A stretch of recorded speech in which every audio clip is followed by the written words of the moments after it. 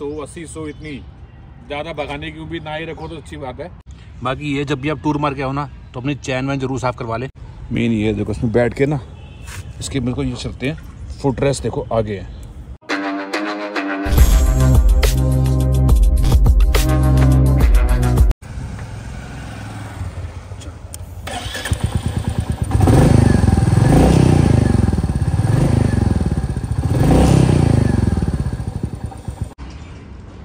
Hello ji, welcome to my channel. आज मैं बना रहा हूँ मेटियोर 350 का रिव्यू ब्लॉग।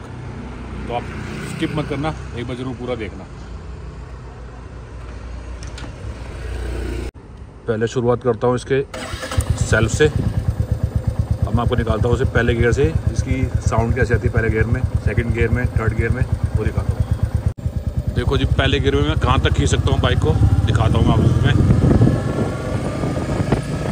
और कितनी आवाज़ करती है। डोगी बाबा हट जा। 40 के बाद एक काम की है बाइक।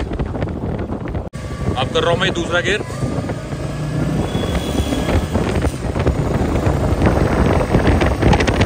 दूसरे गियर में खींचेगी आपकी कम से कम 60 50 में, 50 में।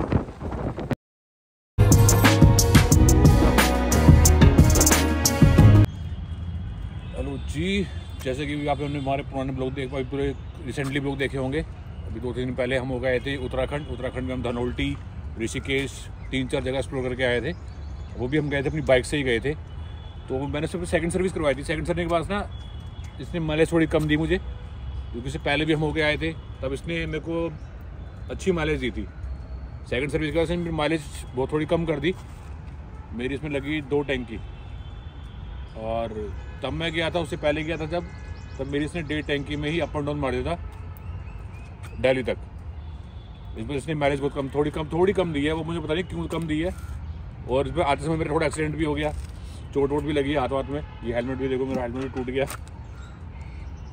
इसका ब्लॉग भी डाला हुआ है मैंने, ब्लॉग है मेरे इसमें। बाकी बाइक चलने में 1 नंबर। बाकी बाइक में तो कोई दिक्कत नहीं थी भाई। ये है स्पीड इसकी 80-100 इतनी ज़्यादा भगाने की भी ना ही रखो तो अच्छी बात है।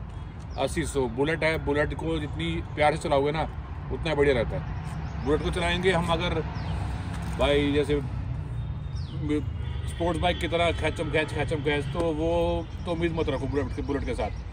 बुलेट चलती है आराम से, राजा की सवारी है ये, कि आराम चलेगी मस्त की तरह। और आपको एक और चीज़ दिखाता हूँ, इसका पिकअप के बारे में बताता हूँ।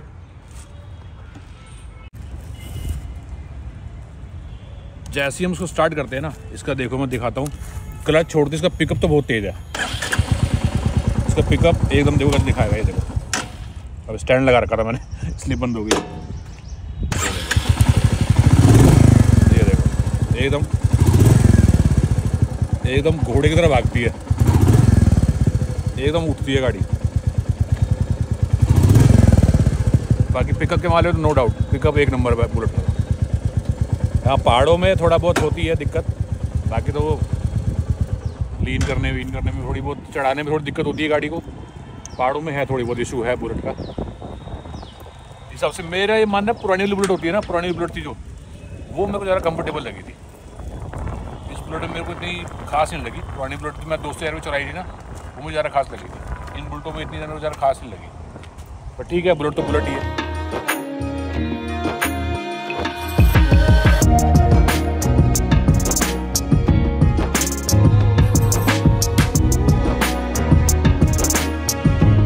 और रही इसकी ब्रेकिंग सिस्टम की बात, ब्रेकिंग सिस्टम आगे की तो नो डाउट, फ्रंट की नो डाउट, बैक की में थोड़ा डाउट है मुझे, क्योंकि जब मेरा एक्सीडेंट हुआ था इसलिए कई बार ना ये एक बार ब्रेक दबाने के बाद ब्रेक फिर फ्री होती है, छोड़ती है ब्रेक, उसके बाद फिर ब्रेक लगती है।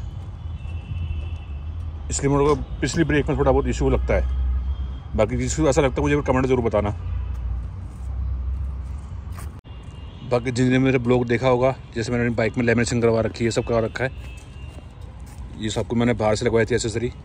ये देखो जो एक्सीडेंट हुआ था ना, ये देखो इसने बचाया मुझे मेन। तो ये देखो, ये मोटा हैवी लोहा लगा हुआ था, इसने बचाया मुझे मेन। और एक और बात, जैसे हम लड़कों को होता है कि भाई साइलेंसर में हमें चाहिए एक होता है ना भाई लड़कों में पट पट पट पट पट पट पट पटाखे की आवाज़ चाहिए, इसमें हम वो चीज़ अभी तक मैंने जिसकी बाइक देखी है ना, किसी की बाइक में सिलेंसर चेंज नहीं है, सब में वही नॉर्मली आवाज़ है। तो फिलहाल मैं भी चेंज नहीं करवा पा रहा अभी, क्योंकि अलग से करनी क्या आवाज़ आएगी, फिर क्या इसका क्या साउंड आएगा, इसलिए मैं नहीं चेंज करवा रहा। अगर किसी की एक बार देख लूँ या कोई मुझे सजेस्ट करे कि भाई ऐसी आती है, साउंड अच्छा आएगा, या फिर भाई मैंने करवा रखा है, तो मुझे ज़रूर बताना कमेंट में। बाकी भाई इन फ्यूचर अभी हमारा बाइक में जाने का प्लान बहुत सारे बने हुए हैं। अभी हम जैसे भी हो गए, अभी तो हम छोटे मोटे ब्लॉग, अभी छोटे मोटे ब्लॉग कर रहे हैं। अभी आगे जाके हम लद्दाख बहुत लंबे टूर बनाने की कोशिश करेंगे।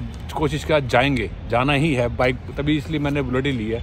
मैं कहा बुलेट कामयाबी है, तो बाकी जाएंगे ज़रूर, और करेंगे, हम बुलेट पे ही जाएंगे। लेने को तो मैं दूसरी बार ड्यूक भी देखने गया था, और R1 देखने गया था। लेने को वो भी ले सकता था, मगर वो होती है बाइक पहाड़ों में ना, और जैसे ऑफ रोड होगी उनमें खड़क जाती है। बुलेट लेने का मोटिव यही था कि इनमें पावर ज़्यादा होती है, इतनी खड़कती भी नहीं है। तो मेरा मोटिव मेन यही था कि बुलेट लेंगे और ऑफ रोडिंग करेंगे, इनमें पावर भी होती है और खींचेगी भी सही।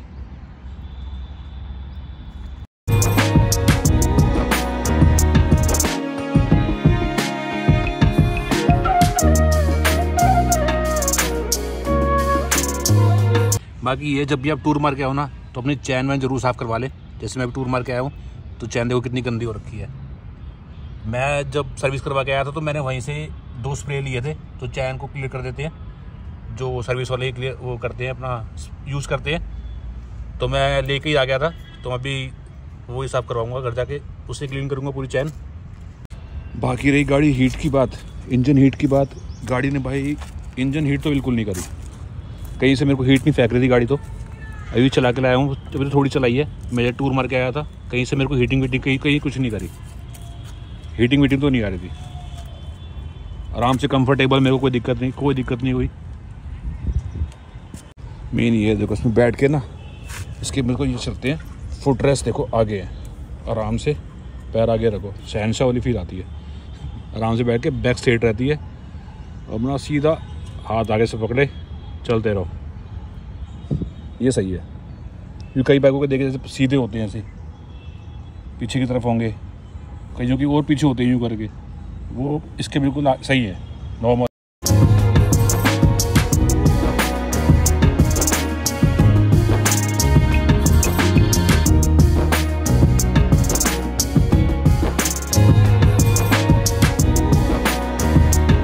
और एक बात और, मेरे को इसकी सीटिंग में मेन ये सीटिंग, कई बार सोचा है मैंने टूर पे निकलते ना चेंज करवा लूँ, इसकी सीटिंग में काफ़ी दिक्कत आई थी। अगली थोड़ी बहुत कंफर्टेबल है, बट बैक साइड की सीटिंग इतनी कंफर्टेबल नहीं है। 50-60 किलो चलने के बाद ना पेन हो जाता है। उसकी बैक साइड की सीटिंग में तो भाई यार कोई काम करवा ले, अच्छी बात है। ज़्यादातर लोगों ने काम करवा रखा होता है, तो जिसने नहीं करवाया वो ज़रूर काम करवा ले। और रही इसके शॉकरों की बात, शॉकर मुझे एक नंबर लगे, शॉकर कंफर्टेबल है इसके, शॉकर में कोई इशू नहीं आया मुझे। शॉकर एक नंबर, शॉकर अच्छे लगे मुझे इसके, गड्ढों में हर चीज़ में शॉकर इसकी कंफर्टेबल लगे मुझे। एक और बात, अगर आप कोई भी एक्सेसरी बुलेट ले रहे हो, कोई भी एक्सेसरी लगवा रहे हो ना, तो आप कंपनी से ना लेके ना, मेरा ये पर्सनली मानना है, क्योंकि वो काफ़ी ज़्यादा चार्ज करते हैं, तो आप बाहर से लगवाओ। बाहर से थोड़ी आपको चीज़ ओरिजिनल मिल जाएगी, चीज़ भी वही मिलती है, रॉयल एनफील्ड की मिलती है, और थोड़ी चार्जेबल भी कम होता है। मैंने भी बाहर से लगवाई है, तो मेरे को भी चार्ज कम ही पड़ा है, और लगवाई भी ओरिजिनल रॉयल एनफील्ड की है। ये देखो, जैसे ये रहा, ये लिखा है ना रॉयल एनफील्ड, आराम से ये देखो, सीट भी मोटी है, ये नहीं है पतला सीट हो। मेरे को बाहर शोरूम में चार्ज हैवी पड़ रहा था, बाहर मेरे को सस्ता पड़ा। जैसे ये गार्ड हो गया, ये भी मैंने बाहर लगाया था, रॉयल एनफील्ड का है, मट्टी लगी हुई है तो दिखेगा नहीं अभी, क्योंकि वॉशिंग पे जानी है बाइक मेरी अभी। ये हो गया, इस साइड के ये हो गए, और मैंने ये भी लगवाए थे, ये रे, ताकि शॉकर में मट्टी ना जाए।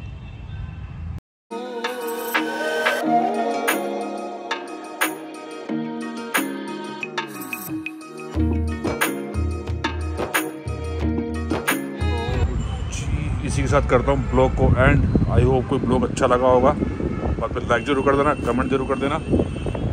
आपको ब्लॉग में कुछ भी बात इंटरेस्टिंग लगी हो मुझे कमेंट में जरूर पूछ सकते हो। बाय, गुड नाइट, शुभ रात्रि।